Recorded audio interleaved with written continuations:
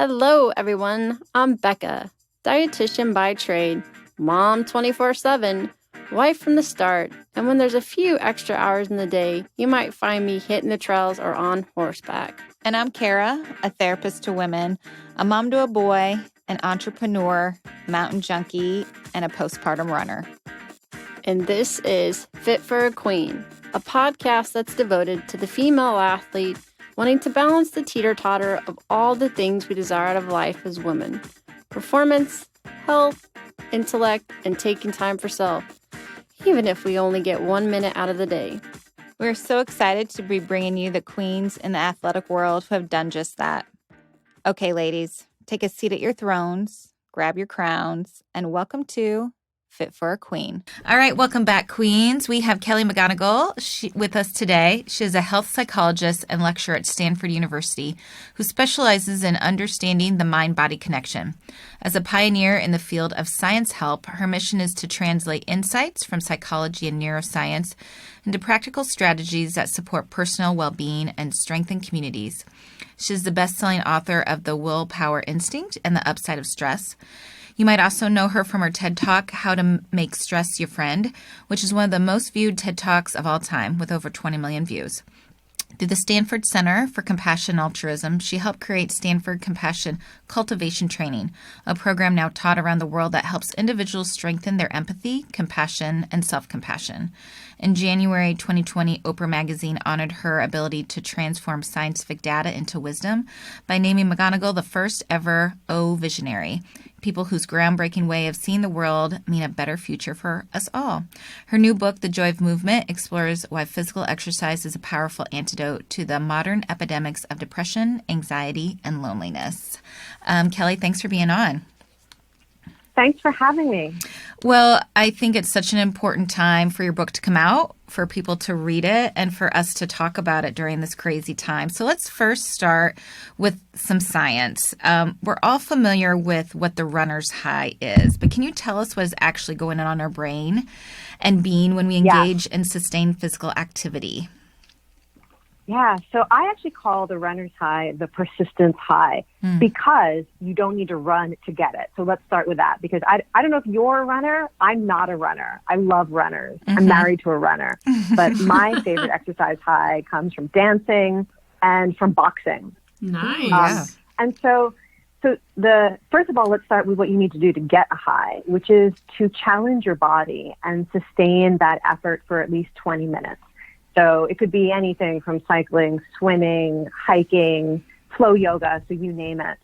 And what happens when you challenge your body is that your brain rewards you for the effort by releasing not only endorphins. So endorphins is a small part of it, but especially brain chemicals called endocannabinoids. And the idea is that your brain wants to reward you for effort by helping you persist, by helping you take joy in the effort, and even helping you connect with others. Because, the way that humans have survived for hundreds of thousands of years is that we have to do hard stuff, and we often have to cooperate with other people to do it. And so when your brain recognizes that you are engaged in something important and ideally meaningful, your brain rewards you with this high.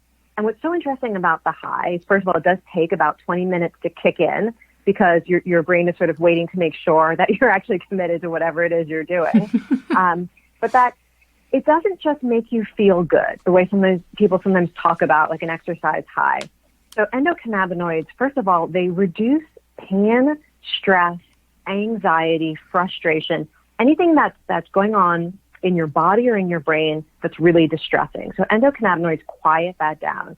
So often one of the first things that people feel when an exercise high kicks in is this kind of relief, a freedom from whatever inner suffering was going on before they started exercise.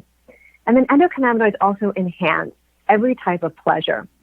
So if you're feeling hopeful, you're feeling confident, you're enjoying, a beautiful sunrise, or you're listening to music, the joy that you get from connecting with others. So someone makes eye contact or gives you a high five or a hug.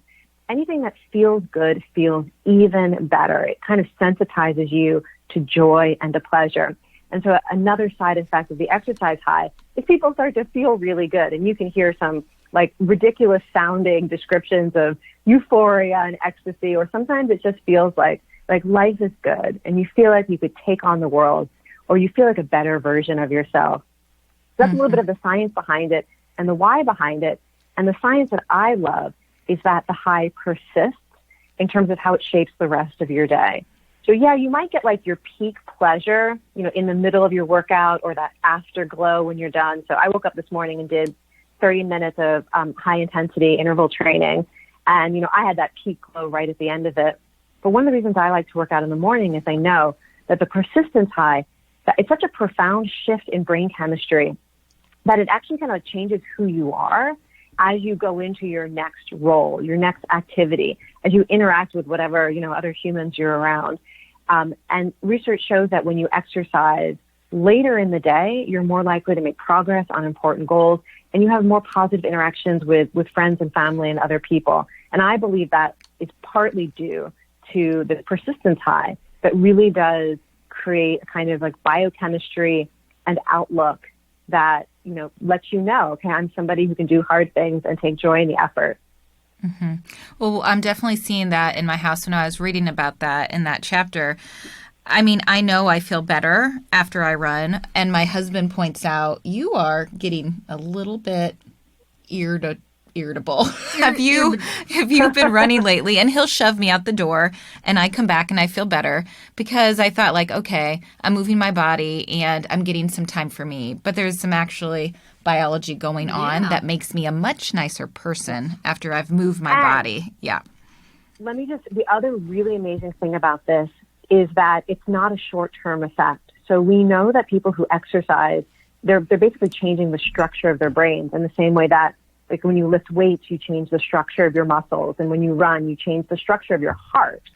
So exercise also changes the structure of your brain in part because of this chemistry of the persistence high. And when your brain regularly experiences that high, it actually trains your brain to be more sensitive to joy and more resilient to stress all the time. And you see it, at very detailed structure within the brain, like how many receptors you have for pleasure chemicals, so that it's easier for you to take joy in everyday things. You see it at the level of, how connected different areas of the brain are that help you regulate anxiety or anger and other emotions.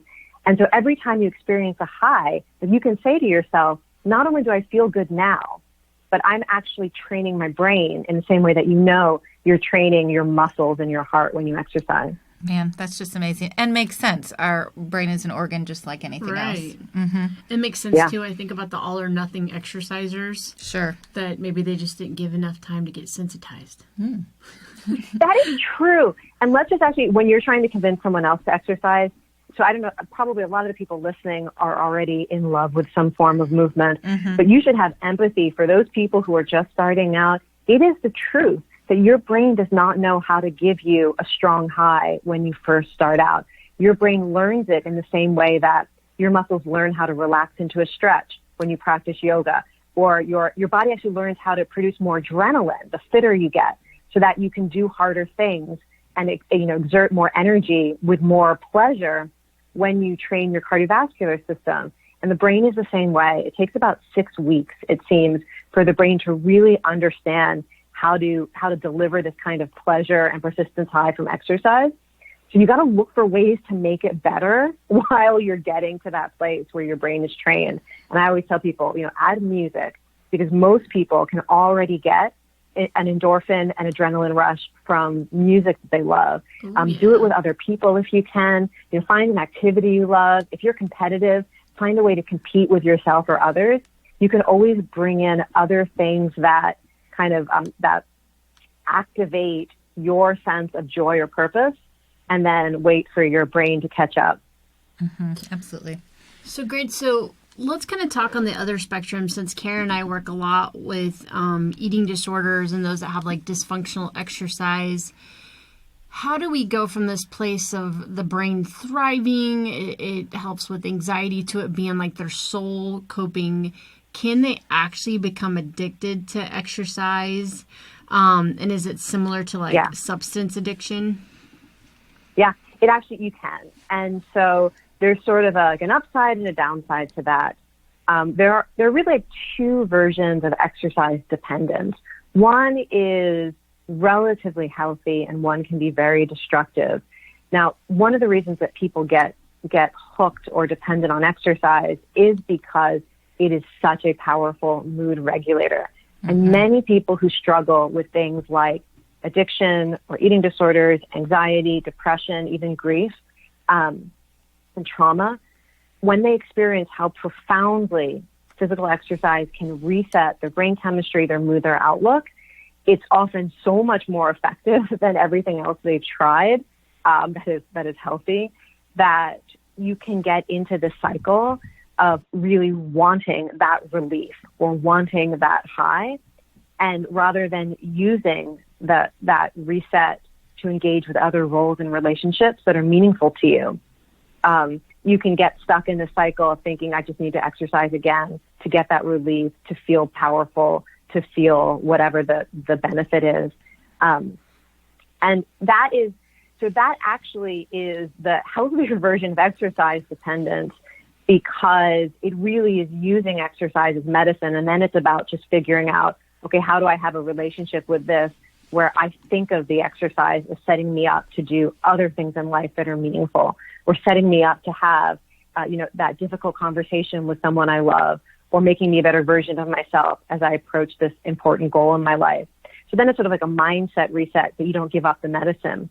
The really unhealthy dependence on exercise almost always comes when exercise is viewed as a way to control weight, image, appearance, or acceptance, which is why, people who struggle with eating disorders are more likely to fall into that trap, because exercise can be viewed as a way to, make up for what you consumed, or as all of the ways that people with eating disorders can abuse exercise or abuse themselves through exercise. And with that, the mindset reset that is required is sometimes even more challenging, which is that to come to understand your body as a vehicle for pleasure and making progress on goals that matter to you, as a vehicle for connecting with others and experiencing all of these like basic human joys that are not about burning calories or fixing your body to look a certain way. And, forget people with eating disorders as like the only people who struggle with this. Mm-hmm. This is almost universal. And it's not just in the U.S. Every culture where I've spoken to people, we have been trained to view exercise as something you do to punish yourself for enjoying life, rather than as a vehicle for joy and meaning and connection. And so that's really where the reset comes. And a lot of that comes, one of the resets can come from focusing on how movement has meaning.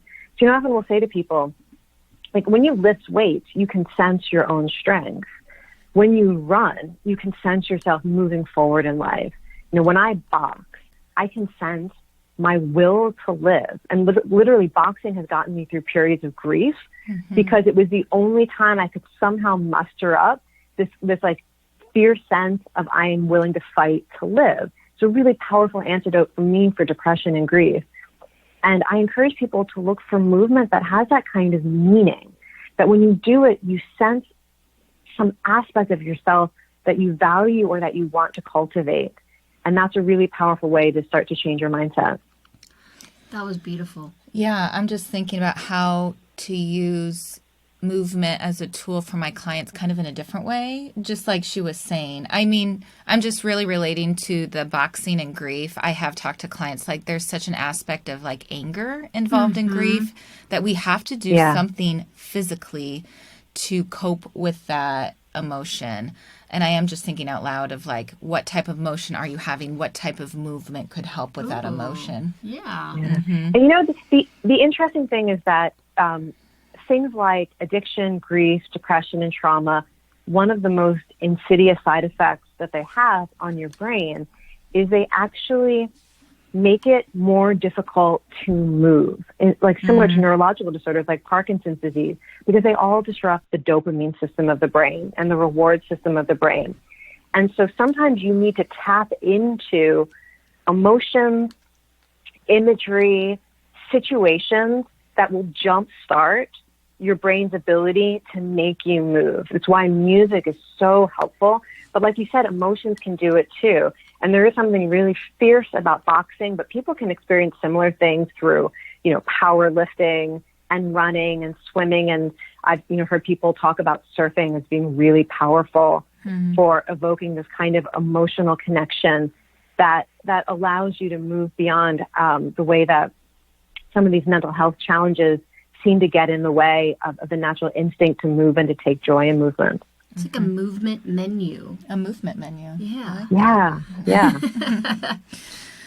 Well, what I loved most about your book, The Joy of Movement, was the discussion on connection and the collective joy that comes from exercising. What, again, an important time to discuss this. So how are these things correlated? And I would like to know, what's your take on movement, community, connection during COVID right now? How do you see it impacted? How do you see it helping? Give us a little bit of insight on that.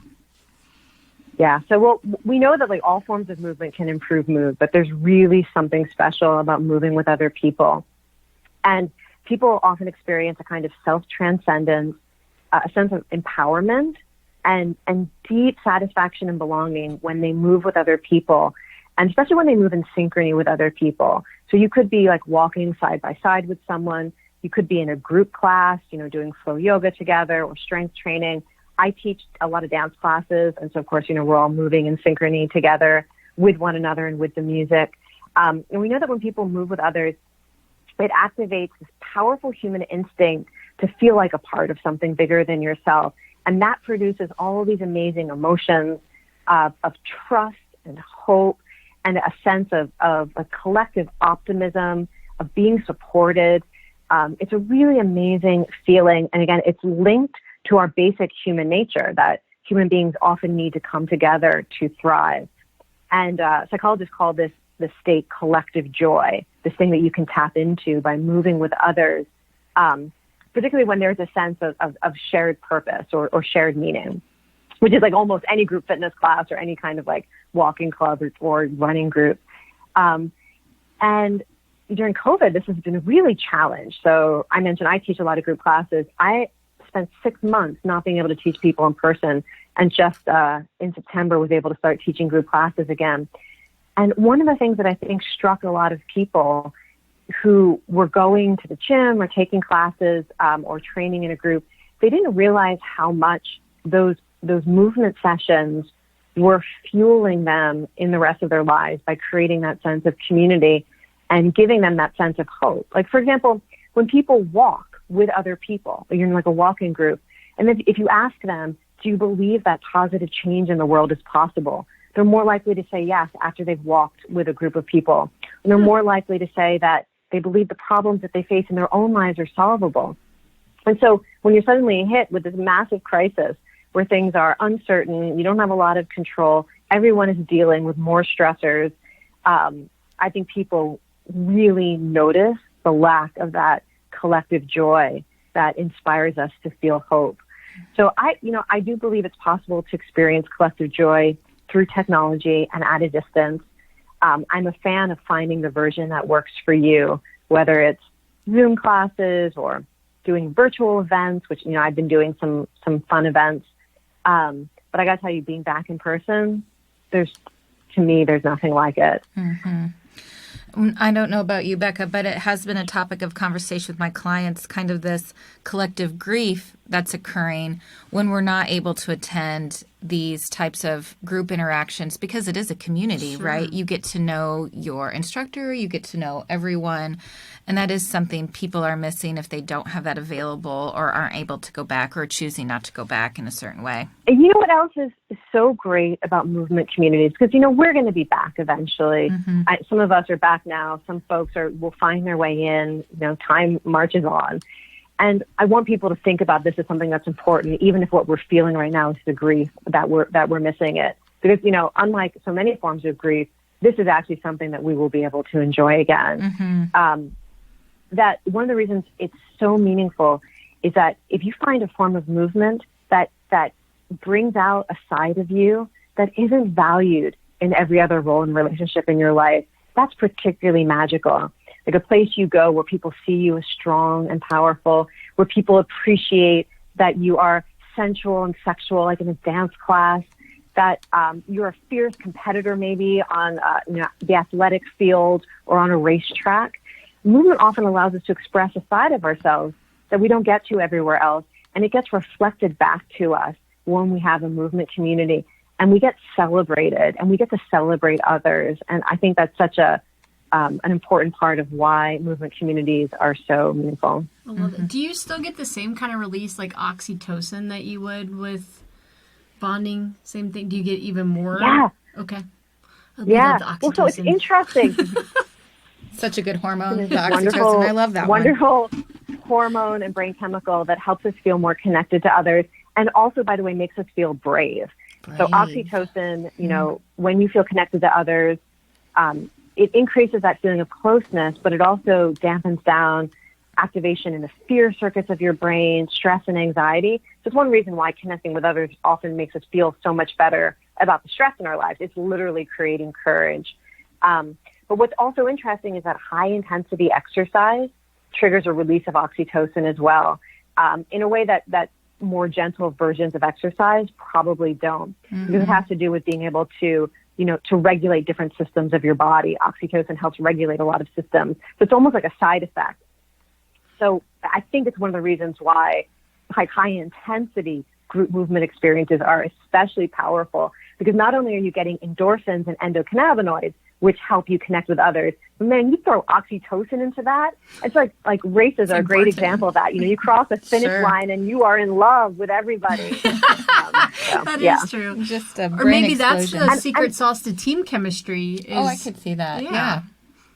When I started writing the book, one of my goals was to make sure everyone understood I'm talking to everybody. So, including examples of people with every, type of movement challenge, whether it's a physical disability, a neurological disorder, dealing with severe physical health challenges, even in hospice care at the end of life, people dealing with serious mental health challenges like depression and grief. That it's for everyone, and it's for however you can move your body. So there's no dose that's too small, and there's no intensity that is too gentle. It's all good, and it all helps in terms of improving mood, increasing hope, helping people connect and bond. However, one of the things I learned from the research that I didn't know when I started is that intensity truly seems to amplify everything we've talked about so far, whether it's how exercise changes your brain in the long term, to the emotional high that you get from exercising, the bonding that you do with other people. Intensity seems to amplify it. And that's actually changed the way that I exercise. And I started to challenge myself more through movement. Now that I understand there's something about the way that our human system has evolved and it's adapted, that we get rewarded for doing things that are really outside our comfort zone. And that's all relative. So it's what's high intensity for you. Mm-hmm. So love that. I mean, we've got some general themes. What are some other things that readers can expect to learn from your book? One of the things that emerged for me that was really surprising was, there's this whole chapter about people who do ultra endurance and adventure stuff. That to me, do either of you do that sort of thing, like Tough Mudders and ultra endurance? I've done a Tough Mudder. Yeah, I've done some marathons. Ultra marathons? No. Well, even so for people like me, marathon is like, what? So to me, it all just seems like, oh, are you suffering on purpose? Why? Sure. Why are you electrocuting yourself at a race or pushing your, the limits of your body? Those are good questions. I suffer enough in life. I don't need to practice. So that chapter was the hardest for me to write, because I had to just keep showing up, talking to people, watching races. What on earth is going on in these settings that is leading people to be truly moved by their experience, emotionally moved, transformed. And what I was so delighted to discover is that people were talking about interdependence, and that it wasn't so much about proving that you can do as an individual superhuman things. It was that these events are so hard that you can't do it on your own. And people would talk to me. Like I talked to an ultra runner who suffers from depression, severe depression, and suicidal thinking, and how he had to learn to accept help in order to make it through, like an overnight run where you're sleep deprived and you're running for, I don't know, hundreds of miles. And that, like, you literally can't do it unless you accept the help of a coach who says things like, have you eaten recently? Are you hydrated? Like, let's keep going, one foot in front of the other. So that the whole thing becomes like a metaphor for how humans need one another, and we need to learn to accept help even as we tap into our own strengths. And I saw that theme come up over and over, and it helped me appreciate why, so my husband is somebody who ended up becoming a few years ago, not exercising at all, deciding he wanted to train for a half marathon, to completing his first ultra marathon last year. Oh, wow. And part of me was like, why? Like, how far are you going to keep going? Are you trying to prove something? But it's just so fascinating to realize that what people are discovering in these events is the same thing that I'm discovering in my dance classes, or that I experience, teaching flow yoga to people who are struggling in their own lives with loss or with grief or depression, is that what we experience is we aren't in this on our own. And I love that. I mean, what could be a more beautiful theme to experience? You're right. I never thought about that. In those types of sports, you definitely need a team to get you across the line, and how beneficial that is. Wow. Kelly, you're talking to two neuro nerds that love. We could talk all day about this stuff. So thank you so much for being on. We do like to ask at the end of every interview how the interviewee lives the fit philosophy. So how have you been trying to find balance, performance, health, intellect, and taking time for self right now? Well, COVID is such a weird time, right? Because I'm unable to do so many of the things I used to do that bring a sense of meaning and connection. So one of the first things that I did when the extreme COVID restrictions went into place is I started waking up in the morning saying to myself, okay, whatever you can or cannot control, you're going to do one thing today to make this a good day for yourself, and one thing to make this a good day for others, which was really useful at a time when it felt like there was nothing I could do. And I've actually continued to check in with that idea, which is in itself a kind of balance, the recognition that I can put some energy today towards investing in myself or caring for myself, and to do that for others as well. And I think one of the reasons why that was a really important mindset exercise for me is, we didn't talk about this, but my own research looks at compassion and empathy and helping others as a source of resilience, as a source of strength.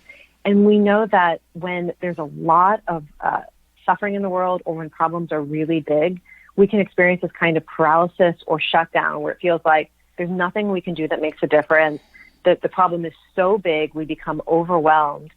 And we know that if you can help people focus on one thing they can do, or one person they can help, they can get that kind of warm glow that gives them the courage and the hope to continue, rather than to give up with despair. And so I feel like I was giving myself my own little intervention to find sustained hope.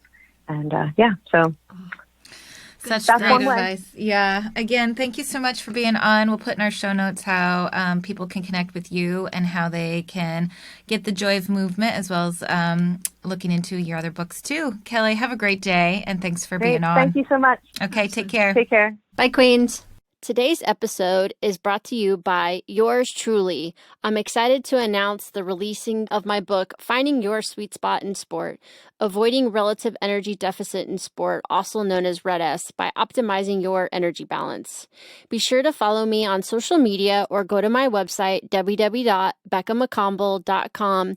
Bye, Queens.